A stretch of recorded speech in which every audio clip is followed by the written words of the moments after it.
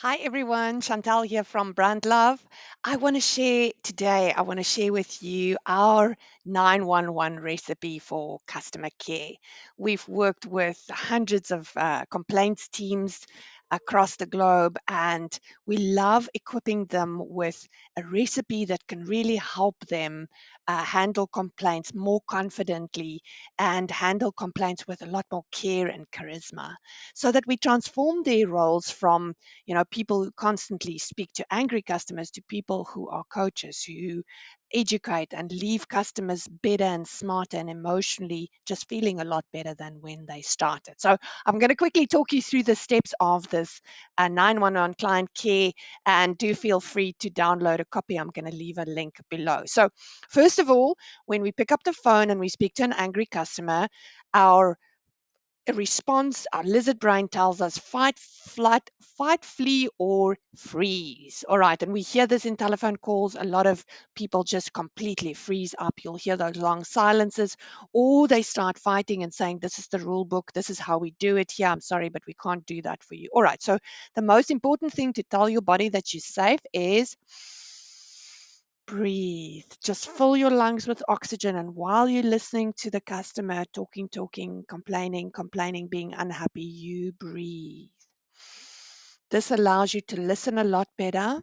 All right. So when you listen, you want to listen with full attention, full presence. Don't start typing. Don't start looking up ID numbers. Just listen completely. And then if you've breathed, you've listened, then you can properly empathize and say, "I can hear you're very frustrated. I can hear we disappointed you. I am here for you." All right. Next step is ask. You want to ask questions. So if I understand this correctly, you did this and then that happened. Let me just check with you. Is that what happened?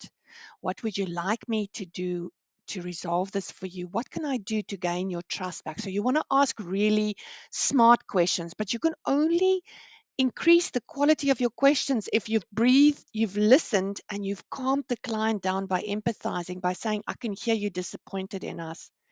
I'm here for you.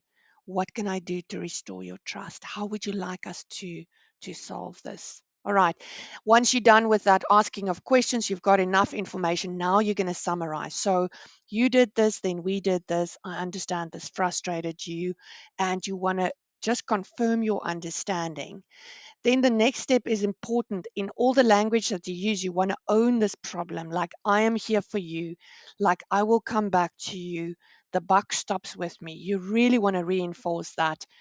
This is, "I am going to own this for you. I'm not going to pass you to, 50 other people." I think the biggest fear and the biggest complaint we have from clients is saying, "Nobody can ever help me. I need to speak to someone else in another department. I need to phone another number. Nobody wants to own my problem. Nobody gives a shit about my problem." All right. So you want to show that you give a shit. You want to own the problem. And then you want to tell the customer, "What am I going to do? So I understand you were frustrated. This is how you'd like to see this resolved. I am here for you. I'm going to come back to you. I might need to consult with an expert, but I'm going to come back to you, and I'm going to act, and I will come back to you by this time. So Wednesday, I will resolve your problem, or I need 2 hours to speak to an expert, and then I will come back to you."